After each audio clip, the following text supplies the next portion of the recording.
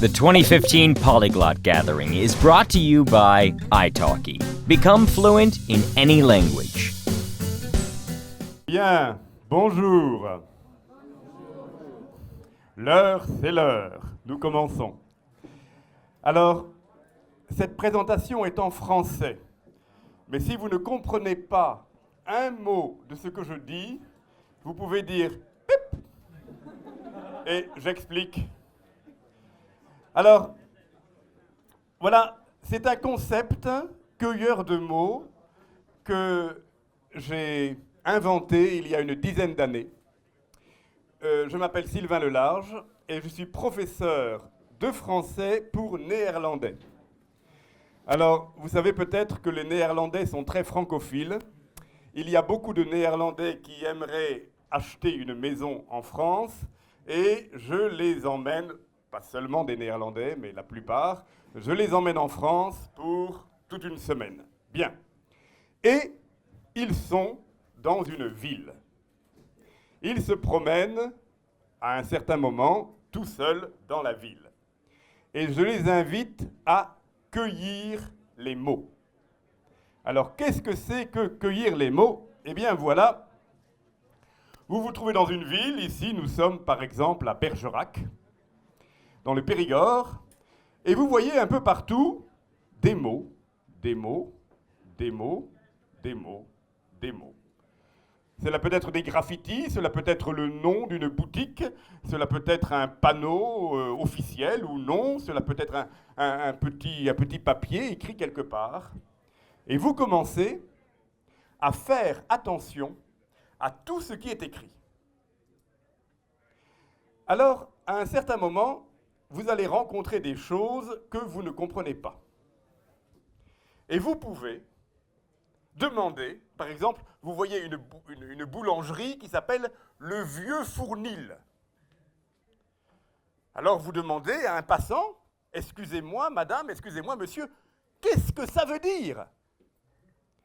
Et là, vous avez donc l'occasion gratuite, important pour les Néerlandais, gratuite, sans stress, d'avoir une conversation avec quelqu'un qui connaît sa culture. Et je peux vous dire, c'est extraordinaire. De plus, j'ai lancé un club des cueilleurs de mots et nous échangeons nos trouvailles, nos perles, nos photos.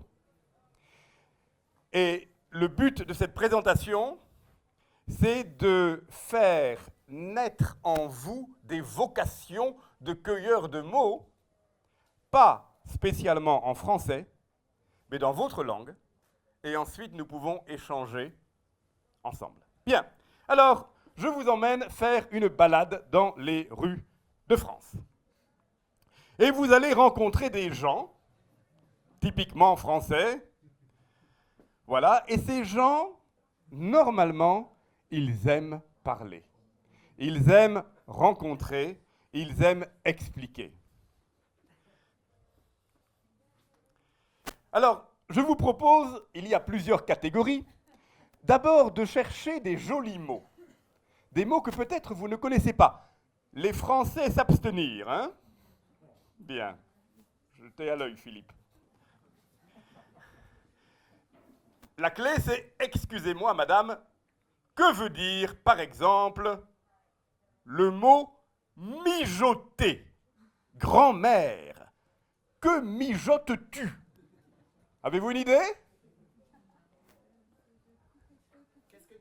Non, ce n'est pas coupé, ce n'est pas combiné, non, non, non, non. Oui, il le sait. Mélanger un repas à la cuisson. Ce n'est pas mélanger non plus.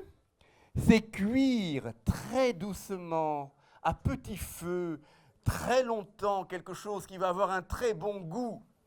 Grand-mère, que mijotes-tu? Du bœuf bourguignon, de la blanquette de veau du 1er au 7 mars, du coq au vin. En voyant le visage et en voyant ce verbe, on a tout de suite envie d'aller manger. Alors, une autre. Voici La Missive, un magasin qui s'appelle La Missive. Il vend des timbres, des cartes postales et des monnaies. Bon, d'accord. Qu'est-ce que c'est qu'une missive? Une lettre. Qui a dit une lettre? Une lettre, oui, mais quel type de lettre? Ancien peut-être, oui. Une missive, madame, c'est une lettre avec une mission. C'est-à-dire une lettre qui va vraiment raconter quelque chose. On envoyait quelqu'un à cheval, tic, tic, tic, tic, tic, tic, et il apportait la missive. Bien.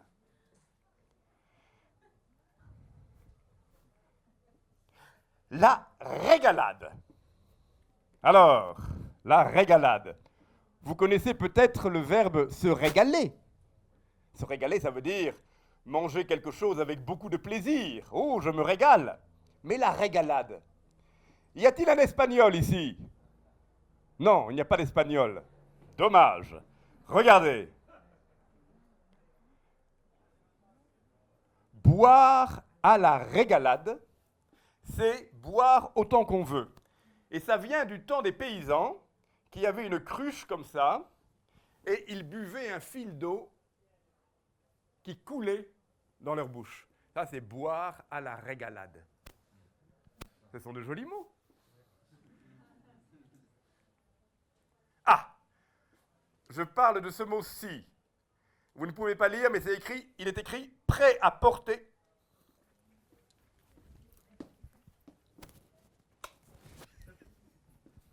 Prêt à porter pour enfants de 0 à 12 ans. Et le nom du magasin, c'est Ribambelle. Qu'est-ce que c'est qu'une ribambelle? Ah ah. Qui a beaucoup d'enfants ici? 1, 2, 2 enfants, 3 enfants. Eh bien, une ribambelle, c'est toute une série d'enfants. Au-dessus de 6 ou 7, on a une ribambelle d'enfants. Et qu'est-ce qui forme tous ces enfants? Un beau ruban. Un beau ruban, ribambelle, voilà. Alors nous avons ici une crêperie qui s'appelle le crépuscule. Alors c'est très joli parce que le crépuscule, qu'est-ce que c'est que le crépuscule?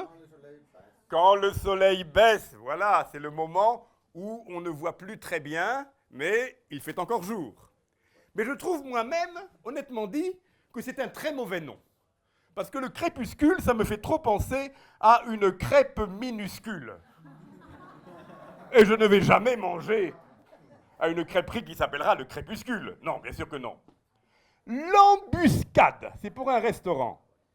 Qu'est-ce que c'est qu'une embuscade? Pardon?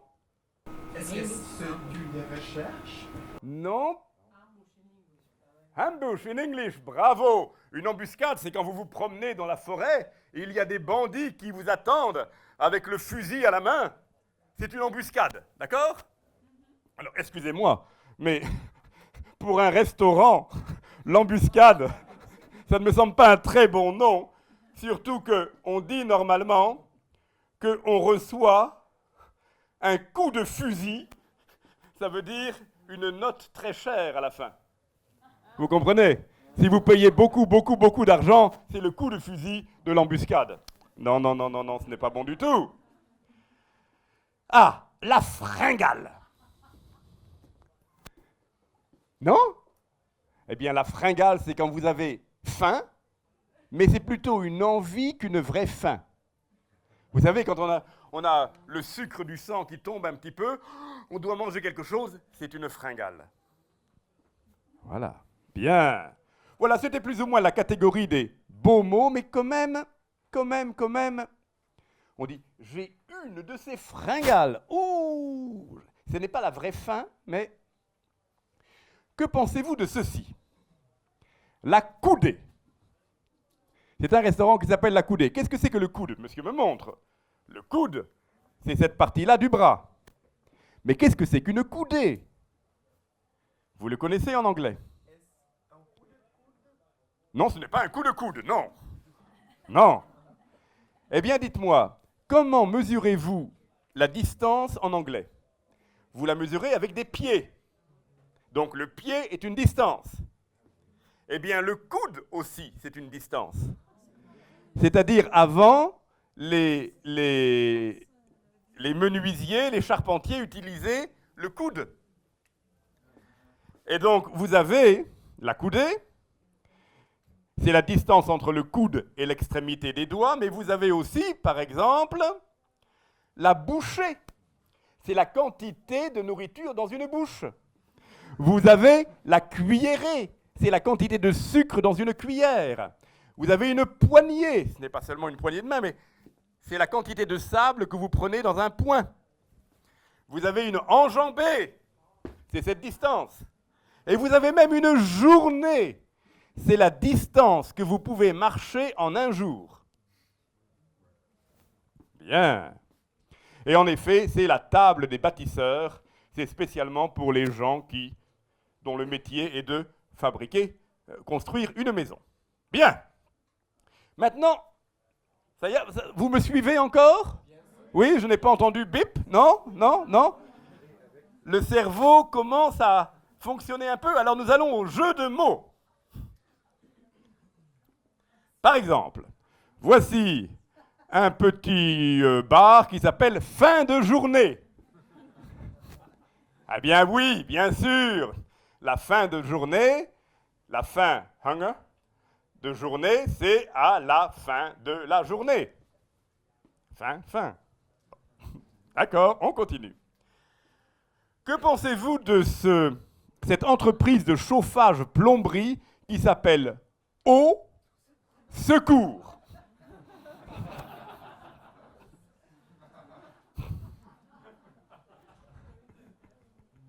C'est pas mal, hein? Bon. Et de ce paysagiste, de ce jardinier urbain, c'est-à-dire dans la ville, qui s'appelle cyprès. Un cyprès is un cypress, c'est-à-dire c'est un arbre dans les tombeios, dans les cimetières, bien sûr. Cyprès des villes. Qu'est-ce que ça veut dire?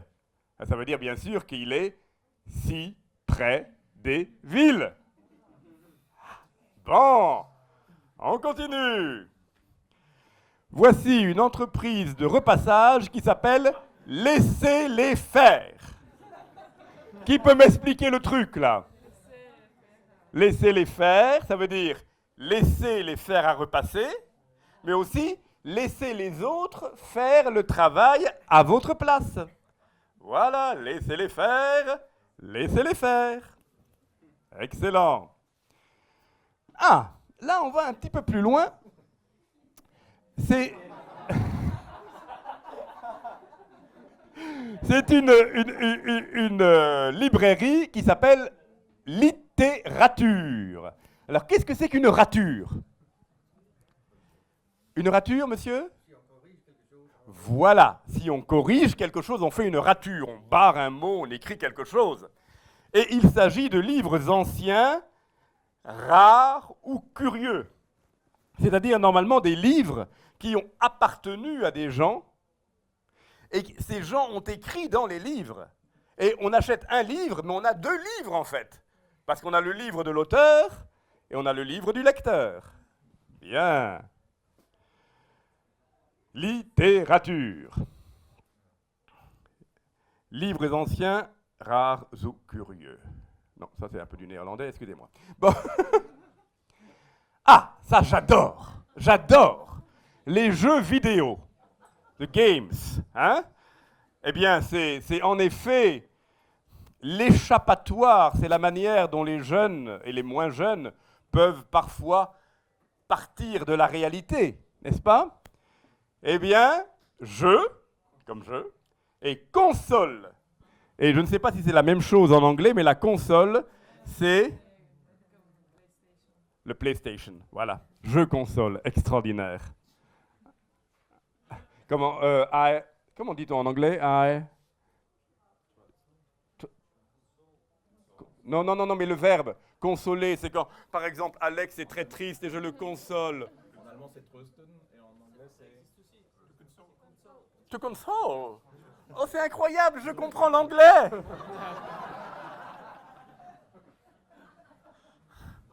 Bien. Ah, voici un caviste. Un caviste, c'est quelqu'un qui vend du vin. Et il s'appelle Au Nouveau-Né. Alors, c'est à Bergerac, peut-être, il a un nouveau-né. Et c'est un bébé, bien sûr. Le nouveau-né est un nouveau-né. C'est la renaissance par le vin. Le vin tout nouveau, mais c'est aussi la personne qui renaît à cause du vin. Ah, très joli. Alors là, on va dans quelque chose. Voici un magasin de lunettes. Et vous ne pouvez pas bien voir, mais il s'appelle Opti Soin. Opti, optique, c'est normal, soin, ok, bon. C'est marrant ça? C'est amusant?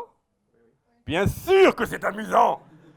Parce que vous y serez au petit soin. Ce qui veut dire qu'on va vraiment très bien vous traiter, on va être très aimable avec vous. Être au petit soin. Ah! Ah, ça c'est mon préféré. Expliquez-moi, qui peut m'expliquer ceci? Un restaurant qui s'appelle Chez Bon. Expliquez-moi. Ah, pas les Français. Non. Expliquez-moi. Oui? C'est quand on parle de papa, région de la Manche. Ce n'est pas dans la Manche, c'est à Besançon, ce restaurant. C'est bon. C'est excellent, c'est excellent. En fait, les Auvergnats surtout. Mais donc, c'est chez Bon, donc on pourrait dire chez Monsieur Bon. Non, pas du tout. Quand on mange quelque chose de très bon, c'est bon, c'est bon, c'est bon, c'est bon. Ah, c'est pas beau ça? Bien. C'est bon, c'est bon, mais il ne faut pas parler la bouche pleine. Par contre, ça, la bouche d'égout, ce n'est pas un très bon choix. Parce que la bouche d'égout, ça veut dire aussi une bouche d'égout, c'est-à-dire là où les eaux usées et sales et la merde s'en va. Et d'ailleurs, vous regardez et vous pouvez voir que le restaurant est à vendre. Bien. Et celui-ci, c'est ma dernière. À bientôt. Alors à bientôt, et ça ne marche pas non plus. Pourquoi? Eh bien, ce spécialiste pour les prêts, pour la finance, a fait un crime. Il a fait le crime de transformer un adjectif en adverbe, ou plutôt un adverbe en adjectif. Bien est un adverbe. Je cuisine bien. Bon est un adjectif. Le repas est bon. Et il a voulu faire à bientôt, au revoir. Alors il a fait à bientôt pour dire que c'est un bon taux d'intérêt. Ça ne marche pas du tout. Et en plus, il ne vend pas, mais il loue. À louer. Or, vous savez que le verbe louer a deux sens. Il a le sens de louer, c'est-à-dire on utilise et on paye, ou loué soit Dieu. Eh bien, il n'est pas à louer. Non, ça ne marche pas du tout. Hein? Enfin, autre catégorie, les coiffeurs.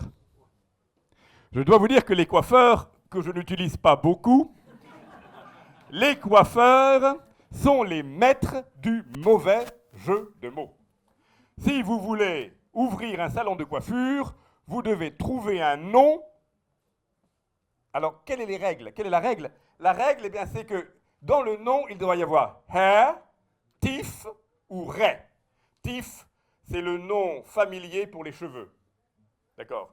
Et ray, c'est le trait que vous avez entre la partie droite et la partie gauche, par exemple. D'accord? Bien.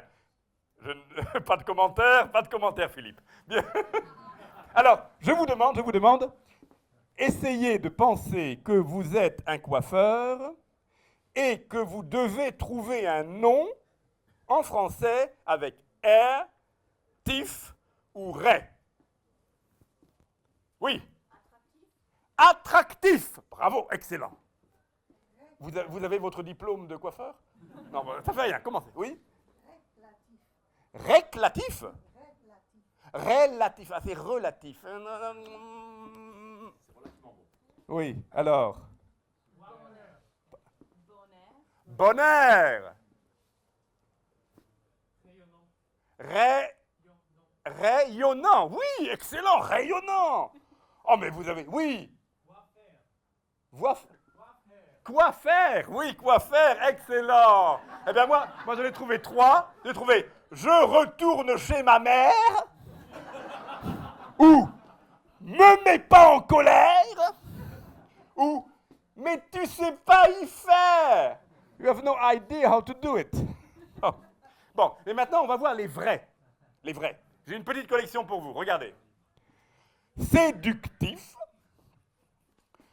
ainsi soit-il, qui veut dire so be it. Secret pour plaire. Wow. Alors pour les cyclistes, chambre à air, prendre l'air, atmosphère, ombre et lumière, à l'air libre, adultère, et même j'ai trouvé ergasme. Ouh. Bien. Mais quand même, il y a certains coiffeurs qui ont de bonnes idées. Je vous fais une petite promenade. Faudra-t-y faire?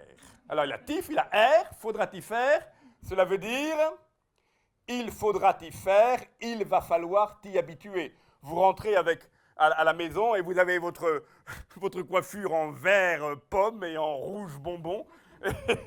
Faudra t'y faire. C'est très bien ça, c'est pas mal. Bon. On a coiffeur peu cher. Peu cher. Alors, peu cher, qu'est-ce que ça veut dire? C'est peu cher, c'est-à-dire ce n'est pas cher. Mais je demande aux Français ici, peu cher, dans quelle ville? Dans le sud de la France et particulièrement à Marseille, bien sûr. Donc nous avons peu cher, ce n'est pas cher, et nous avons l'expression typique marseillaise qui est peu cher, peu cher, peu cher. Ça ne veut rien dire, mais ça veut dire que vous avez un problème. Peu cher. Bien. La récréation. C'est à la fois une récréation, c'est-à-dire la pause, pour les enfants, pour aller à l'école, mais c'est aussi la recréation. C'est pas mal, c'est pas mal. Mais que pensez-vous de celui-ci? Ryanair. Hein? Low cost.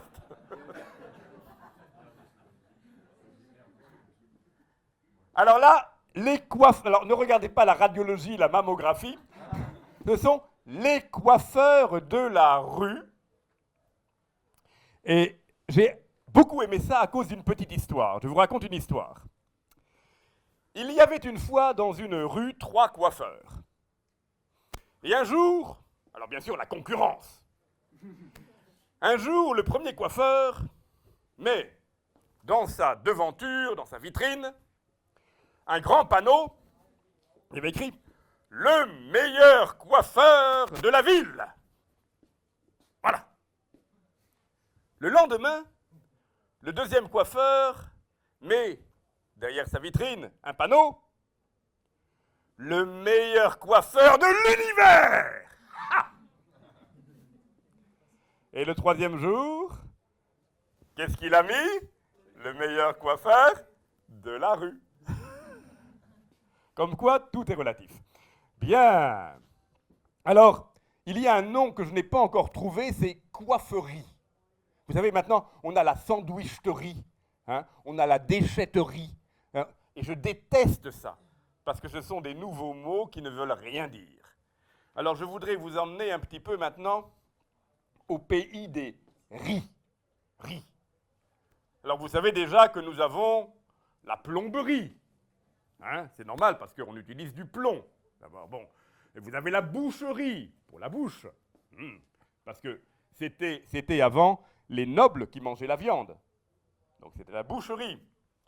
La boulangerie, on travaille avec des boules. Bien. La pâtisserie, avec la pâte.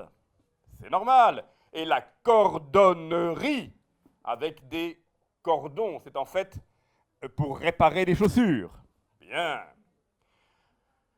Alors, la cordonnerie. D'accord, pourquoi ça s'appelle une cordonnerie, d'ailleurs? Savez-vous ça? Eh bien, parce que le meilleur cuir était le cuir de Cordoue, Cordoba. en Espagne. La crèmerie, qu'est-ce que c'est qu'une crèmerie? Qu'est-ce qu'on achète dans la crèmerie? Du fromage. Parce que le fromage est fait avec de la crème. Donc, fromagerie, ça n'existe pas. Bien. La joaillerie. Est-ce un lieu où on peut acheter et vendre des bijoux? Normalement, on les vend. Oui. Mais il y a la bijouterie.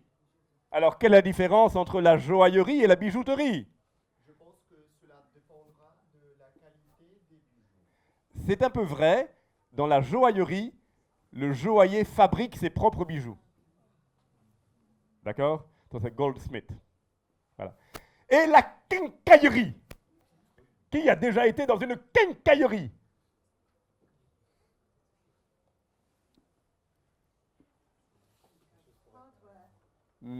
Hardware. Excellent. Voilà. En effet, c'est tous les outils, tout ce qui concerne le bricolage, la cuisine, les choses comme ça, les armes parfois. C'est en fait la boutique du métal. Et c'est l'origine du nom. C'est une onomatopée. C'est le métal qui se cogne. Quincaillerie. Mais alors, nous trouvons aussi maintenant une bièrerie. Et une sandwicherie. Et même une trouverie. Alors, une trouverie, en fait, c'était une agence d'immobilier où on pouvait trouver sa maison, une trouverie. Ah. Eh bien, moi, je dis, messieurs, dames, ce sont des âneries, tout ça. Et pourtant, on peut trouver des choses intéressantes. Regardez ça. La lingerie. Qu'est-ce qu'une lingerie? Eh bien, c'est où on achète pour sa chérie de la lingerie. C'est joli. Bon, c'est un peu forcé, mais bon, d'accord, on continue. Bon. Ah, regardez-moi ça. Qu'est-ce que vous lisez là? Boissonnerie, mais ça n'existe pas, ça. Alors, et ce B là, il est un peu drôle là. Vous voyez comme il est un peu drôle? Eh bien, voilà l'histoire. C'est un P. On a dans les vieilles villes de très jolies boutiques. Et la poissonnerie avait fermé. Alors, quelqu'un qui voulait faire un bar a racheté la boutique, mais ne voulait pas détruire la boutique. Donc, il a fait de la poissonnerie une boissonnerie. Et je dois dire bravo, surtout qu'en français, on dit poisson sans boisson et poison.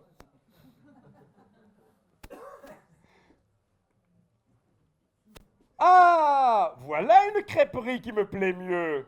Parce que là, la crêpe rit. Voilà. Et si on va un petit peu plus loin, on a aussi la fine boucherie.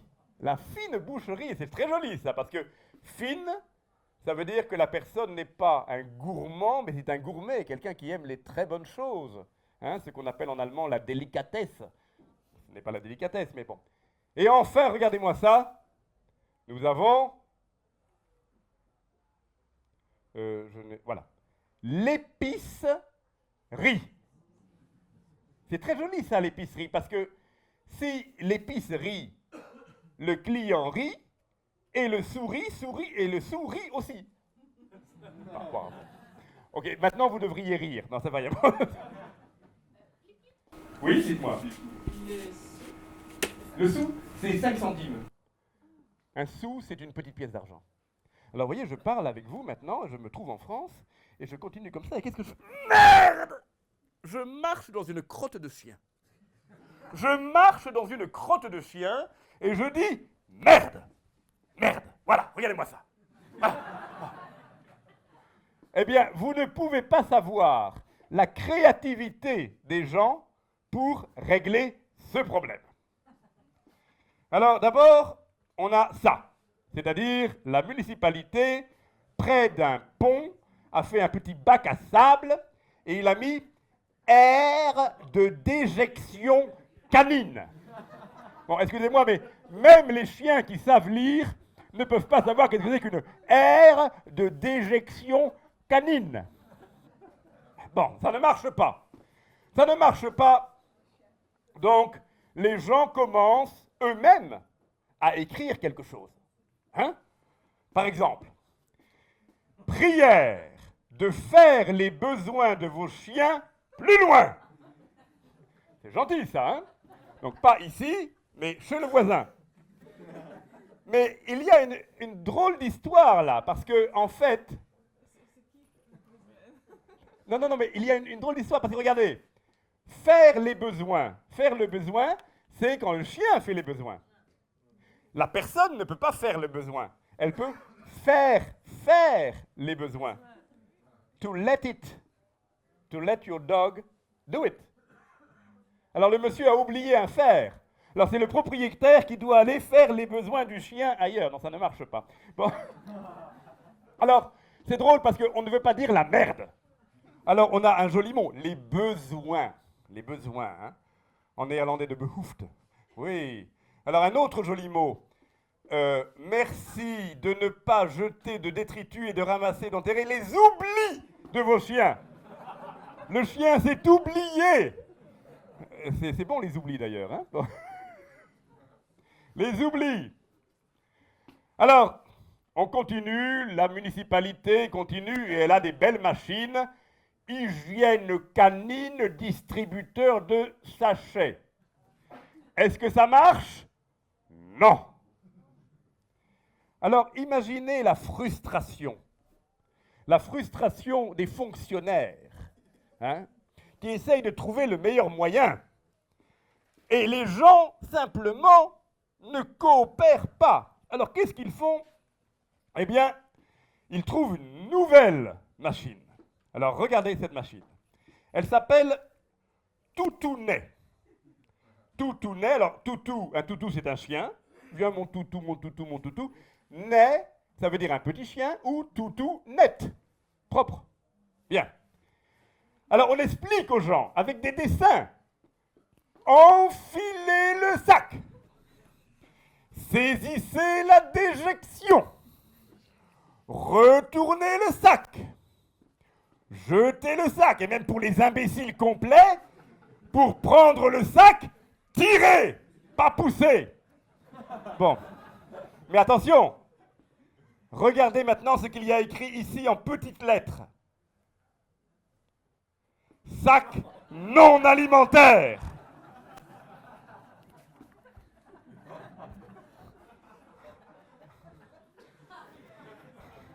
Les suicides de fonctionnaires, ça existe aussi en France.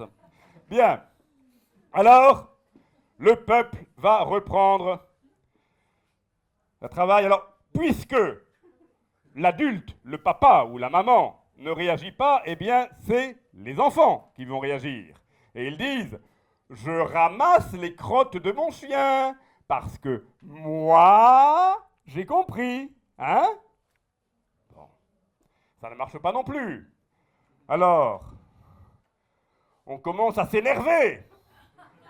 Et on dit, allez faire chier vos chiens devant chez vous, merci. Alors, chier, hein? Chier, ça veut dire déféquer, ça veut dire faire sa merde. Bon, mais vous remarquerez maintenant que chier et chien, ça va te plaire. Ont la même racine. Ce qui veut dire qu'un chien, en fait, c'est une machine à chier. Hein? Bon. Merci. Ah oui, on n'oublie pas le merci, parce que...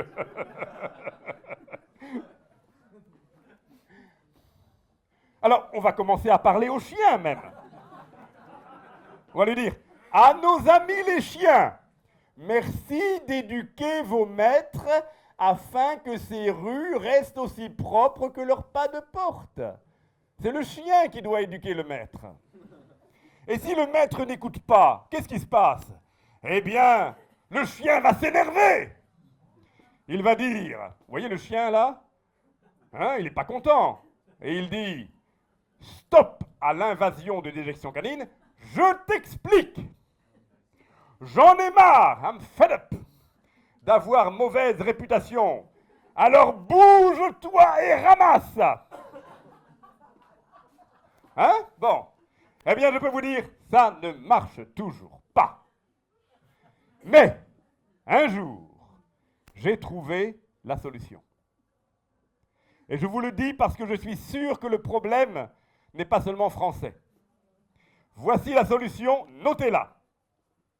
Il s'agit d'un petit pochoir. Un pochoir, c'est un petit découpage et avec une bombe à peinture, on peut faire une inscription sur les trottoirs, d'accord? Eh bien, ce pochoir, il dit ceci. Trottoir, pas crottoir. Et ça, c'est absolument génial. Parce que le problème, c'est qu'on ne veut pas se fâcher avec les voisins. Alors si vous voyez votre voisin qui laisse faire une crotte sur le trottoir, vous n'allez pas lui dire « Eh, mais vous avez vu ça ?» Bon, il va se fâcher, on va avoir un conflit. Alors bon, on ne fait rien. Mais, vous pouvez passer tranquillement et dire « Trottoir, pas crottoir ». Et une autre personne qui dit « Trottoir, pas crottoir ». Trottoir, après 10 personnes, c'est fini. Donc je trouve ça exactement le ton qu'il faut avoir pour faire remarquer, sans agression, mais clairement. Bien, alors, en fait, la colère et l'indignation est aussi une catégorie pour les cueilleurs de mots. Par exemple, que pensez-vous de ce pauvre monsieur qui a des fleurs et chaque fois les fleurs sont détruites? Alors il écrit « L'imbécile qui s'excite chaque nuit depuis 15 jours hein, on a de 15 jours. Sur mes géraniums ferait bien de se faire psychanalyser !» Non, il ne savait pas écrire psychanalyser, mais quand même. Bien. Mais ça, c'est un imbécile. Que faisons-nous lorsque nous avons 2 millions d'imbéciles? Vous savez ce que c'est que la pêche, pêcher les poissons? Eh bien, il y a une pêche particulière qui s'appelle la pêche à pied. C'est-à-dire le long des plages, on pêche les coquillages, les moules, les crevettes. Et il y a 2 millions de personnes qui font la pêche à pied en France, plus les touristes. Mais les vrais pêcheurs à pied sont des écologistes. C'est-à-dire ils pêchent avec précaution. Ils ne retournent pas les pierres. Ils remettent les pierres exactement au bon endroit. Alors voici ce que j'ai trouvé en Bretagne. La pêche à pied est tolérée si vous remettez en place le sable, d'accord, la vase, les cailloux et les menhirs que vous déplacez. C'est clair? C'est clair. Un café, 2 €. Un café, s'il vous plaît, 1,80 €.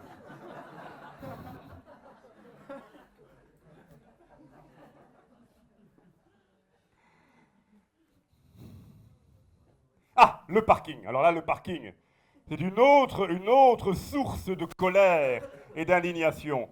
On commence toujours assez gentiment. Stationnement réservé. Merci. C'est intéressant parce que normalement, stationnement n'a pas de S, c'est réservé non plus. Bon, c'est pas grave. Bon, ce n'est pas grave. Avec des fleurs. On parle avec des fleurs. Ou avec un peu d'humour, par exemple. Retraité. Hein, that's somebody who is retired. Retraité, temps libre prioritaire. Stationnement autorisé pendant l'apéro et la sieste. Bon, l'apéro, c'est l'alcool qu'on boit avant l'apéritif. Vous connaissez bien. Bon, d'accord. Mais le vrai problème, c'est pour les handicapés. Lorsque vous avez une place, vous êtes handicapé, vous êtes en chaise roulante, hein, et vous avez une place devant chez vous, et une voiture s'y met. Alors, qu'est-ce qu'on peut faire? Eh bien, on peut écrire « Si tu... » Excusez-moi, c'est du néerlandais. Bon. « Si tu prends ma place, prends mon handicap. » Bon, c'est clair. Sorry, ik heb het voor Nederlanders gemaakt en ik moest het weghalen, maar ik heb het niet gedaan.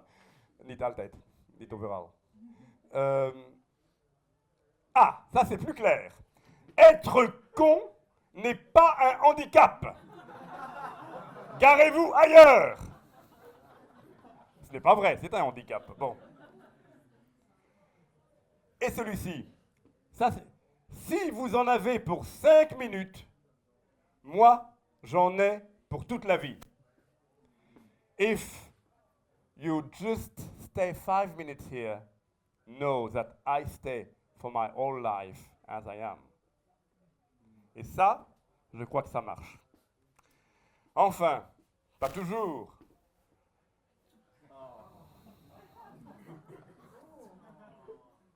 Pas de commentaires. Non mais les arbres poussent très vite en France.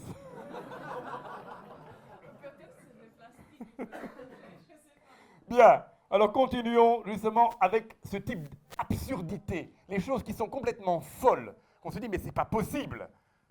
C'est pas possible, les absurdités.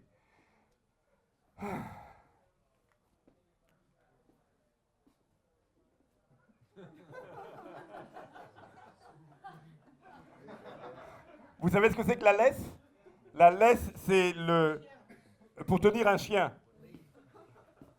Alors, je dois dire que j'ai très longtemps pensé pour trouver une explication, et je crois que j'ai trouvé l'explication. C'est un endroit où il y a beaucoup de touristes néerlandais qui viennent. Et les Néerlandais ont une façon très spéciale de pêcher. Ils pêchent le poisson et ils remettent le poisson. Et ils repêchent le poisson et ils remettent le poisson. Il y a des poissons professionnels. Alors, je pense que les Français sont choqués de voir ce type de torture. On remet le poisson, on repêche le poisson, on remet le poisson, on repêche le poisson. Et donc, ils veulent que les Néerlandais viennent avec leur propre poisson. Ils viennent déjà avec leur propre fromage et leur propre pommes de terre, donc pourquoi pas avec leur propre poisson. Mais le poisson ne doit pas être libre. Il doit être tenu à la laisse. Non, c'est stupide, mais je n'ai pas trouvé d'autre explication. Et ça, pour les candidats au mariage.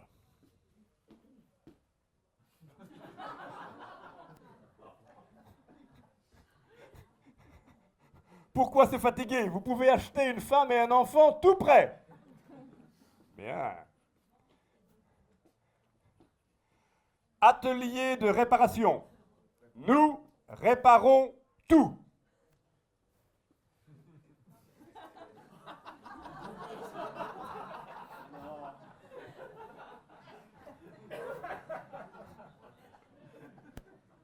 Et ça, lisez avec moi.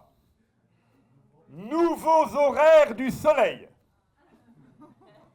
Lundi de 13h à 20h, 7h30, 20h du mardi au samedi, fermé le dimanche. Mais alors? Alors là, vraiment, je suis resté pendant 2 minutes devant, et je regardais, mais qu'est-ce que c'est que ça?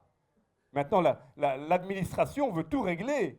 Nouveaux horaires du soleil. Et ensuite, je me suis reculé un peu, et j'ai vu que le bar s'appelait le soleil. Ah.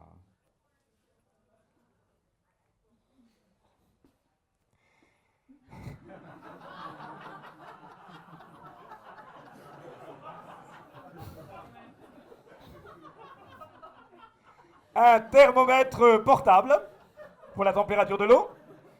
Mais ce qui est très amusant, est-ce que vous remarquez quelque chose? Essayez de ne pas vous concentrer sur cette partie, mais sur le reste. Voilà, c'est manifestement un Anglais ou un Néerlandais qui a écrit ça. Il a écrit le température de l'eau, alors que c'est la température de l'eau. Voilà. Ah. C'était la température du bar. Alors, le célèbre peintre Le Guen habite toujours cette maison. Non mais c'est vrai quoi. Pourquoi attendre la mort?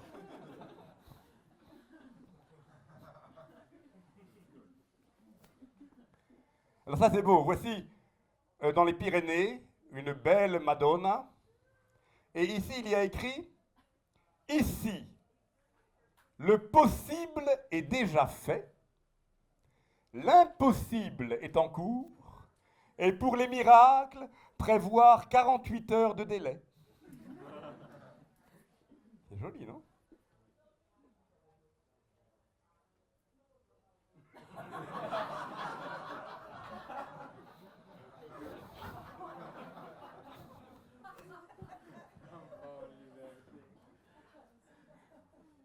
Alors, regardez, vous connaissez ce problème-là. On ne veut pas de pub, on ne veut pas de journaux, on ne veut pas de factures. Alors qu'est-ce qu'on fait? On fait une fente qui est tellement fine que seulement les lettres peuvent rentrer. Mais les factures peuvent être fines aussi, alors quel problème? Eh bien, un jour, dans un petit village qui s'appelle Saint-Martin-d'Abat, qui est le village international de la boîte aux lettres, où tout le monde a une belle boîte aux lettres, j'ai trouvé ceci. Alors oui, attendez. La question, c'est comment éviter le pourrier. Qu'est-ce que c'est que le pourrier? C'est le courrier que vous mettez à la poubelle. Bien. Voilà, il avait une boîte aux lettres pour les chèques, une pour la pub, et beaucoup plus haut, une pour les factures.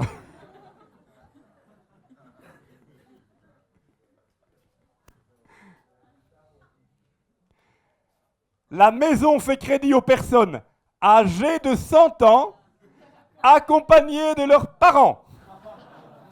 Hein, 2 précautions, c'est mieux qu'une.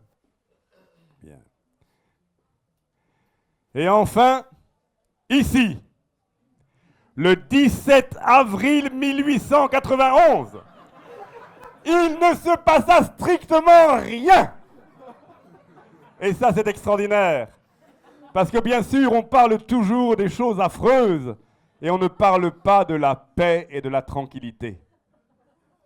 Alors, maintenant, je voudrais simplement vous inviter à ouvrir les yeux et à voir que aussi, hier, geschah im Jahre 1875, absolut nichts. Donc, ça existe aussi dans les autres pays.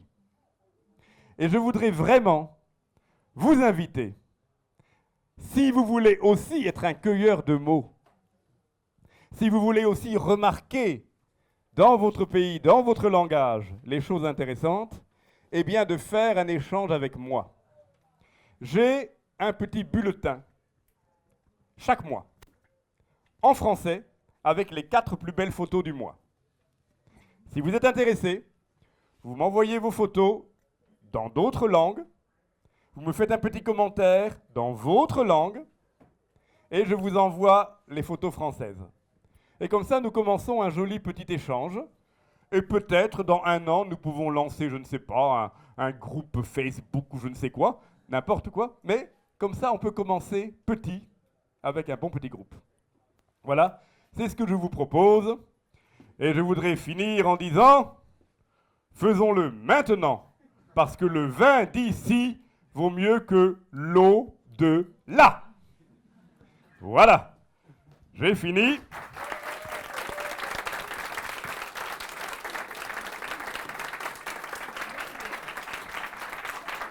Avez-vous des questions? And you can speak English, of course, if you understand my English. No problem. Oui, je vais essayer de parler en français. Mais c'est merveilleux. Merci pour la présentation, c'était très amusante et très intéressante aussi. Moi, j'aime aussi de prendre des photos, des mots intéressants. Oui. J'habite aussi, ici en Allemagne, Oui. et je aimerais donner seulement des exemples pour la catégorie coiffeur et de bar. En Allemagne, ils font beaucoup de jeux de mots avec le mot bar. Oui. Tous les bars s'appellent comme Wunderbar. Ah oui, extraordinaire, voilà. Oui, près de chez moi, il y a un bar qui s'appelle Furchtbar. Ça veut dire effrayant, c'est ça? Ça veut dire Ah, bouge pas. tout le monde qui attend, qui sont là, sont D'accord, oui. de fans de rock. Ah, formidable. Oui.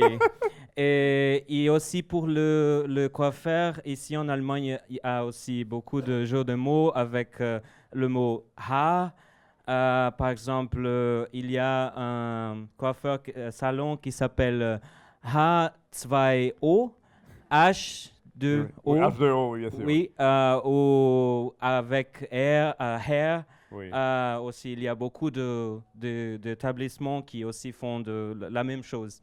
Oui. Alors, quel est votre prénom? Mon prénom, c'est Fabio. Alors, Fabio, je vous invite à m'envoyer des photos et on pourra échanger. J'ai ici une vingtaine d'exemplaires de mon bulletin. Chaque mois, je fais un bulletin. Ceux qui sont vraiment intéressés peuvent le prendre. Et s'il n'y en a pas assez, vous me mettez votre adresse de email et je vous envoie les bulletins. Et on peut s'amuser comme ça. Merci, Fabio. Merci beaucoup pour la présentation. Ta manière de présenter, de faire ça, a été extraordinaire, selon moi. Et moi, j'ai une question qui concerne le vocabulaire. C'est-à-dire, quelle est la différence entre caviste et boucherie? Alors, attends, un caviste, c'est Voilà. quelqu'un... je comprends. Bon, caviste, tu as le mot cave. Une cave, normalement, c'est une cave à vin, dans ce cas-là. Une cave pour le vin, d'accord? Un caviste, c'est un spécialiste du vin qui, donc, peut raconter et vendre du vin. Mais tu as dit qu'un caviste aussi vend de la viande, n'est-ce pas? Non, je n'ai pas dit ça. D'accord. Je n'ai pas voulu dire ça, en tout cas. D'accord. Par contre, la boucherie, la fine boucherie ou la boucherie... Non, alors. Il y avait ce fine boucherie, la fine boucherie. Il y a deux jeux de mots dedans. Il y a la bouche qui rit, Voilà. d'accord, bon, le sourire. Il y a la boucherie elle-même, bien sûr, c'est parce que avant les nobles mangeaient de la viande, donc tout ce qui était viande et autre chose, c'était la boucherie, bon. Mais surtout la fine bouche. Une fine bouche, c'est quelqu'un qui sait goûter les choses extraordinaires, qui est un connaisseur. D'une manière sophistiquée. Sophistiqué, c'est donc ce qu'on appellerait en néerlandais un lekkerbeck ou un gourmet. Feinschmecker. C'est le mot qui était sur ma langue, bien sûr. Merci. Voilà. Encore quelqu'un?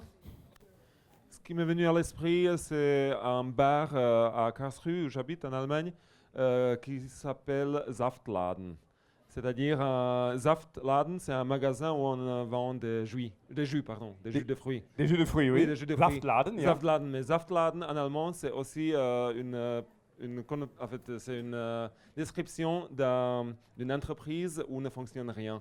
Oh, formidable! Alors, Voilà. s'il y a un client qui m'appelle et il a besoin de quelque chose mais qui ne donne pas de sens, Oui. après on peut dire au collègue, das ist ein Saftladen, Saftladen. que ça ne fonctionne pas. Merci beaucoup. Si c'est tout, Attends, non, il y avait encore une chose. une question. Non, je voulais demander la différence entre gourmet. Merci beaucoup. La différence entre gourmet et gourmand. Parce que vous avez dit. Voilà. Derrière toi, tu as un gourmand. Tu peux le voir à la taille du ventre. Non, non, c'est pas vrai. Non. Un gourmand, c'est quelqu'un qui aime beaucoup, souvent les sucreries et qui mange plus que ce qu'il devrait manger parce qu'il aime beaucoup bien manger. Un gourmet, c'est quelqu'un qui sera peut-être amateur de nouvelle cuisine et ou pas forcément, mais qui va vraiment pour le goût, pour le... Voilà. Bien, je vous remercie beaucoup. Vous pouvez me retrouver. Au revoir.